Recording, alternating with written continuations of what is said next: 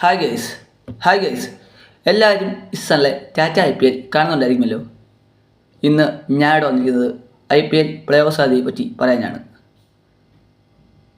ഇപ്പോൾ 43 മത്സരങ്ങൾ പിന്നിടുമ്പോൾ ഏറ്റവും കൂടുതൽ പോയിൻറ്സുമായി നിൽക്കുന്ന ടീം RCBയും ഡൽഹിയും ഗുജറാത്തുമാണ്.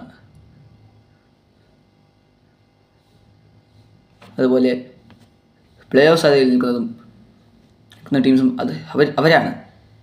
മുംബൈക്ക് ഒരു വിജയം കൂടി നേടാനായാൽ അവർക്ക് പ്ലേ ഓഫ് സാധ്യത നിൽക്കുന്നതാവും. പഞ്ചാബോ മുംബൈയോ ലക്നൗവോ ആയിരിക്കും ഇനി പ്ലേ ഓഫ് സാധ്യത. പക്ഷേ ഇന്ന് ഞാൻ പറയുന്നത് പ്ലേ ഓഫ് സാധ്യതയെ പറ്റി മാത്രമാണ്.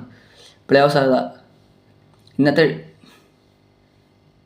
RCBയും ഗുജറാത്തും ഡൽഹിയും മുംബൈയുമാണ് ഇപ്പോൾ പ്ലേ ഓഫ് സാധ്യത നിലനിന്ന് പോകുന്നത്. പക്ഷേ പഞ്ചാബോ ലക്നൗവോ വിജയിച്ചാൽ അത് മുംബൈക്ക് ദോഷമായി തീരും. തോൽക്കുകയാണെന്നുണ്ടെങ്കിൽ അവർക്കത് പ്ലേ ഓഫിൽ കയറാനുള്ളൊരു വഴിയായിരിക്കും. അതുകൊണ്ട് ഇന്ന് മുംബൈ ഇന്ത്യൻസ് ചെയ്യുന്നത്, ഇന്ന് CSKയും രാജസ്ഥാനും കൊൽക്കട്ടയും സൺറൈസേഴ്സ് ഹൈദരാബാദും എന്നിങ്ങനെയുള്ള ടീമുകൾക്ക് പോയിന്റുകൾ കുറവായതിന് അവർ എലിമിനേറ്റഡ് ആയേക്കും എന്ന് തന്നെ ഞാൻ പറയും. അതുകൊണ്ട് പ്ലേ ഓഫ് സാധ്യത നിലനിൽക്കുന്നില്ല. പക്ഷേ ചെന്നൈക്ക് ഇന്ന് വിജയിക്കാനായാൽ അത് ഗുണകരമായിരിക്കും. ഇന്ന് ആദ്യം ബാറ്റ് ചെയ്ത് ഒരു 160 റൺസിന് അവർ ചേസ് ചെയ്യാൻ കൊടുത്ത് അവരെ തോൽപ്പിക്കുകയാണെന്നുണ്ടെങ്കിൽ 160 റൺസിന് അവരെ തോൽപ്പിക്കുകയാണെങ്കിൽ അത് അവർക്ക് ഗുണകരമായിരിക്കും. പക്ഷേ CSK ഇന്നിറങ്ങുന്നത് അങ്ങനെയാണോ എന്നൊരു ചോദ്യമുണ്ട്. ധോണി 400 മത്സരം കളിക്കാൻ ഇറങ്ങുമ്പോൾ CSKയുടെ ഹോപ്സ് അലൈവായി തന്നെയിരിക്കും. സിംഹം മടയിൽ നിന്നിറങ്ങി വരുന്നത് പോലെ ധോണി ഇന്ന് എങ്ങനെയാണ് കളിക്കുക, ആരൊക്കെയാണ് ടീമിനുണ്ടാവുക എന്നൊരു ചോദ്യം ഇപ്പോൾ ഉയർന്നു വരുന്നുണ്ട്. ആയുഷ് മേത്രയും ഷെയ്ഖ് റാഷിദും ഏതായാലും ടീമിൽ ഇടം പിടിച്ചു കഴിഞ്ഞു.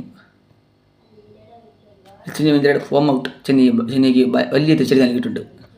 അതുകൊണ്ട് തന്നെ ഈ സീസണിൽ സച്ചിൻ രവീന്ദ്ര ഇല്ലാതെ തന്നെ CSKക്ക് ദയനീയമായി തോൽവികൾ നേരിട്ടിട്ടുണ്ട്. ബൗളർമാരായ കായൽ അഹമ്മദും പത്തിരാനിയും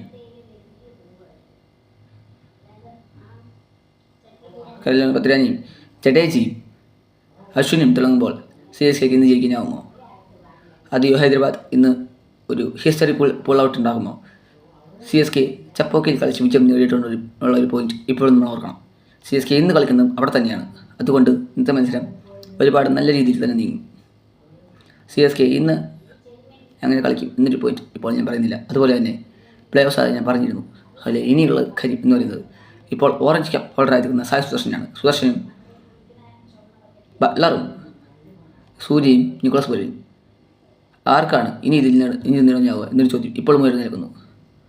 പർപ്പിൾ ക്യാപ്പിലും ഹോൾഡ് ചെയ്ത് പ്രസിദ്ധ് കൃഷ്ണ നിൽക്കുമ്പോൾ ആർക്ക് അത് നേടാനാവും എന്നൊരു ചോദ്യമുണ്ട്. അതുപോലെ തന്നെയാണ് ഇപ്പോൾ നിൽക്കുന്നതും. അതുകൊണ്ട് ഈ പർപ്പിൾ ക്യാപ്പ് നേടാൻ ഹേസൽവുഡിന് ആവുകയാണെന്നുണ്ടെങ്കിൽ നല്ലതായിരിക്കും. അതുപോലെ ഇന്നലത്തെ തോൽവി രാജസ്ഥാൻ നല്ല തിരിച്ചടി നൽകിയിട്ടുണ്ട്. രാജസ്ഥാൻ നല്ല രീതിയിൽ ബാറ്റ് ചെയ്യുകയും അതിനുശേഷം അവർ ഒരുപാട് മോശമായി കളിച്ച് ടീമിനെ താഴത്തേക്ക് കൊണ്ടുവരികയും ചെയ്തു.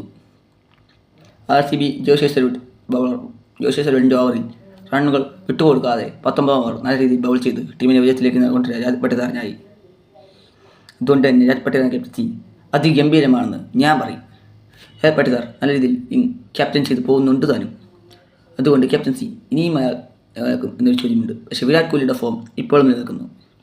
പഠിക്കലും ഫിലിപ്പ് സോൾട്ട് ഇന്നലെ കളിച്ച ഇന്നിങ്സ് ഗുണകരമായിരുന്നു.